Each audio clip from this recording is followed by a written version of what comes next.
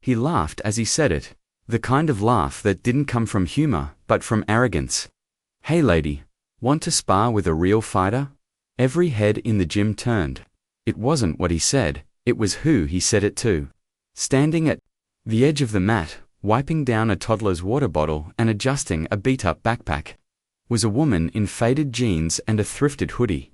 Her hair was tied back in a practical bun, a tiredness in her eyes that every parent knows too well. No one knew her name. Some assumed she was just another mum waiting for her kid to finish karate class. The man who challenged her was Damien Wolf, a 4th-degree black belt, regional MMA champion, and known across the gym for his bravado. Damien was strong, fast, and aggressive. And now, apparently, bored. "I was joking," he added, when no one laughed. But the glint in his eyes said he'd enjoy the spectacle if she said yes. And that's when she did. Her voice was soft, but unwavering. "Okay," she said, setting the bag aside. "Let's go." The gym went quiet. The sound of gloves hitting pads stopped. Trainers paused mid-instruction.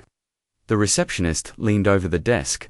Even Damien's cocky grin faltered. "You serious?" he asked. She just nodded. The coach, a wiry man with a sultan pepper beard, spoke up cautiously. "Ma'am, have you trained before?" "Some," she said simply. There was no bravado in her voice, no trace of challenge, just a calm acceptance, the kind that made you wonder if you were missing something. They cleared a space on the main mat. Damien tied on his gloves, stretching dramatically. "Don't worry," he said. "I'll go easy." She said nothing, just slipped off her hoodie, revealing a plain tank top and scarred forearms, not decorative scars, but the kind born from years of impact. Her body wasn't muscular in the way athletes often are, but lean, honed, like a blade left to sit quietly in a drawer for too long. They squared off. The first 30 seconds were what you'd expect. Damien danced around, light on his feet, testing her with feints and lazy jabs. She barely moved, just watched him, tracking. Then he threw a real punch, fast, sharp, aimed, right for her shoulder. She slipped it.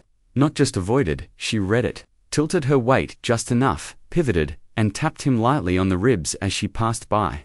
The gym murmured, not because she hit him, but because of how she moved. The next punch came harder, then a kick, then a combo. Each one she avoided with minimal effort, not panicked, not flinching, flowing. Every strike he launched missed its mark, and every counter from her was precise, controlled. She never aimed to hurt, just to show. Show that this wasn't new to her. 30 years ago, she was a national champion in jiu-jitsu. 10 years before that, she'd studied under a grandmaster who had no website, no trophies, just a dojo. In the back of a temple in South Korea, she'd once trained 6 hours a day while raising her first child. But life had other plans. A second child with health issues, a divorce, bills to pay, jobs to juggle. So she stepped away, never talked about it, never needed to, until now. Damien was sweating. He stopped smiling. For the first time, he attacked. With seriousness, a high kick, she caught it. A spinning back fist, she ducked under, turned, and swept him to the mat with a grace that drew gasps. He hit the floor hard. The sound echoed. Silence followed. He blinked, looking up at her. She offered a hand. He hesitated, then took it. "Thanks for the match," she said softly, helping him up.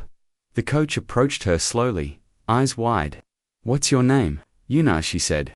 Someone near the front whispered, "That was beautiful." But Yuna didn't stick around. She put her hoodie back on, picked up the backpack, and returned to the bench. Her daughter ran up, squealing, "Mummy, Mummy, you fought." Yuna smiled and bent down to fix the girl's messy ponytail. "Just a little," she said. By the end of that day, word had spread through every corner of the gym and beyond. People asked questions, tried to find old footage, instructors whispered her name with reverence. Damien, once loud, now quieter, went home and studied his own form with new humility. But Yuna didn't return to the spotlight. She didn't want a title or a comeback. What she wanted, and what she'd taught everyone in that room, was far more important. Never assume the quiet ones have nothing to say. Never judge power by appearance. And never forget that greatness doesn't always roar, sometimes it whispers. That day, a black belt taught everyone how to fight. But Yuna reminded them why we fight, not for pride, not for glory, but to know ourselves. And to stay ready, even when the world forgets who we are. And in one quiet moment, with a tired mother and a cocky fighter, the whole gym remembered.